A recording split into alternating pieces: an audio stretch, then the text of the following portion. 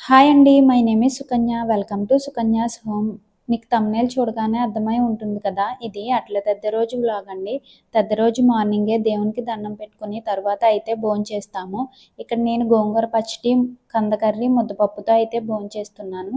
గోంగూర పచ్చడి అయితే కంపల్సరీ వేసుకోవాలండి. తెల్లవారకుండా మాత్రమే భోంచేయాలి. ఇక్కడ మేము తెల్లదారాన్ని తీసుకుని 9 పేటలు వేసుకుని పసుపు రాసుకుంటున్నాము. అలాంటివి 4 వేసుకోవాలి. ఈ చిన్న చిన్నవైతే అట్ల మీద వేసుకోవడానికి, ఈ పెద్ద బొందులైతే మెడలో కట్టుకోవడానికి మనకొకటి, గౌరీదేవికొకటి వేసుకోవాలి. 5 రకాలు కానీ, 9 రకాలు కానీ పువ్వుల ఆకులను కలిపి పసుపు దారానికి కట్టుకుంటాము. ఇవి కూడా మనకొకటి, గౌరీదేవికొకటి వేసుకోవాలి.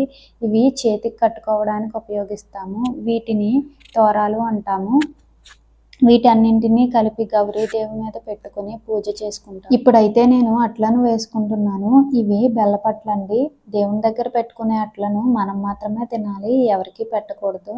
అందుకే నేను చిన్న చిన్న ప్యాన్ కేక్స్లా వేసుకుంటున్నాను. ఇప్పుడైతే అట్లు వేయడం పూర్తయింది. ఈవినింగ్ ఉత్తరేణి పుల్లలతో మాత్రమే బ్రష్ చేసుకోవాలి.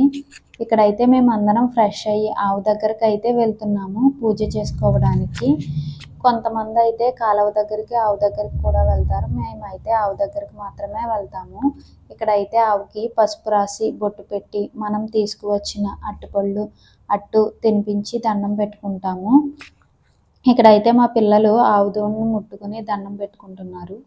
ఇంటికి వచ్చిన తర్వాత పూజ అయితే స్టార్ట్ చేసుకోవాలి. దేవుని దగ్గర ముందుగా గుమ్మడి ఆకులను పెట్టుకోవాలి. గుమ్మడి ఆకుల్లో అట్లను పెట్టుకోవాలి. 11 అట్లను కలిపి ఒక వాయనం అంటాము. ఇలా 2 వాయనాలు అట్లను పెట్టుకోవాలి.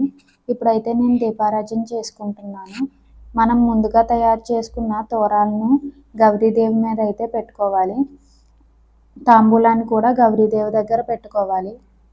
అట్ల తద్దె రోజు శివుడు, పార్వతిని అయితే పూజించుకుంటాము.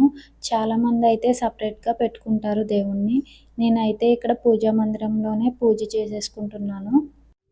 అట్ల మీద అయితే తమలపాకు వేసుకుని తమలపాకులో ముద్దపప్పు, నెయ్యి, బెల్లం, చిన్న చిన్న తోరాలను వేసుకుంటాము.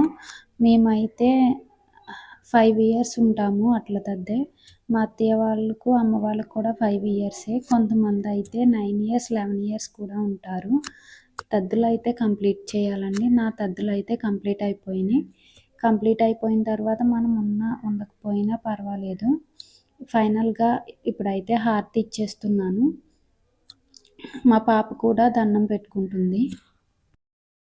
గౌరీదేవి దగ్గర పూజ చేసుకున్న బొందును తీసుకుని మెడలో అయితే కట్టుకోవాలి. తోరాన్ని అయితే చేతికి కట్టుకోవాలి. ఇక్కడ మా హస్బెండ్ అయితే కడుతున్నారు తోరాన్ని చేతికి.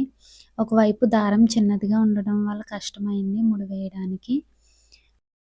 తోరాన్ని కట్టుకున్న తరువాత వాయనాన్ని ఇవ్వాలి. తద్ది ఉన్న వారికి మాత్రమే వాయనాన్ని ఇవ్వాలి. తరువాత చుక్కకి దండం పెట్టుకున్నాను. పెళ్ళైన వాళ్ళు చుక్కకి దండం పెట్టుకున్న తర్వాత తినేయచ్చు అంటారు. పెళ్ళి కాని వాళ్ళు చందమామను చూసి దండం పెట్టుకుని తినాలి అంటారు. ఫైనల్లీ మా హస్బెండ్ బ్లెస్సింగ్స్ కూడా తీసుకున్నాను. నా పూజ అయితే ఇలా కంప్లీట్ అయ్యింది. మీరు ఎలా చేసుకున్నారు పూజ? కామెంట్ సెక్షన్లో కామెంట్ చేయండి. అంతే guys, this video. Bye bye.